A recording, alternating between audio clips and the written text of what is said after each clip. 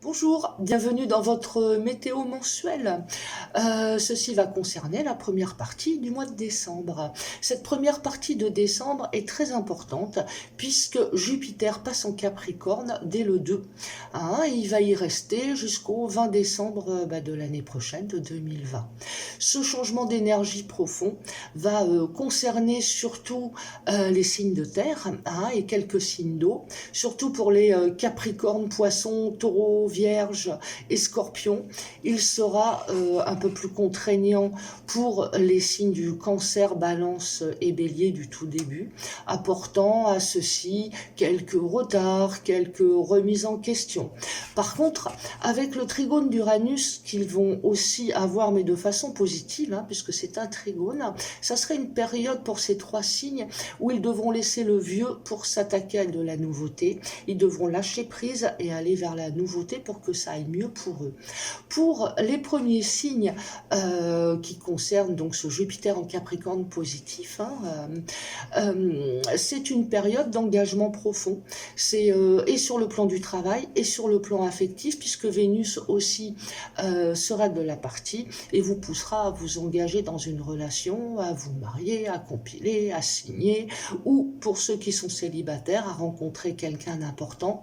Sur le plan du travail, Mars va en rajouter, mais de façon positive, en vous apportant de la joie, de la bonne humeur, du peps, envie d'aller de l'avant, une forme olympique. Et donc c'est une période aussi où vous pouvez monter votre boîte, où vous pouvez changer de travail, où vous pouvez signer, surtout pour ceux du tout début du signe, ceux du 24, 26 jusqu'au 28, des mois concernés, de ces signes de terre. Vous aurez aussi ce mois-ci une magnifique pleine lune en Gémeaux.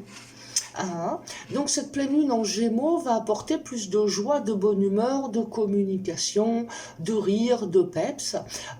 Il faudra par contre que ceux du milieu du signe Sagittaire-Poisson fassent attention.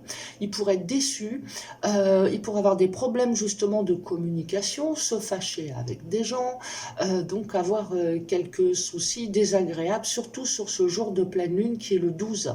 N'oubliez pas, le 12 en Gémeaux, la pleine lune en Gémeaux, donc va apporter un peu d'excitabilité, mais en général, une pleine lune en Gémeaux, elle est plutôt joyeuse et sympathique. Bon, certains quand même auront du mal à dormir parce que un peu trop d'excitabilité, mais c'est pas bien grave. Voilà pour cette météo, et je vous donne rendez-vous à très bientôt pour la deuxième partie du mois de décembre. À bientôt, au revoir.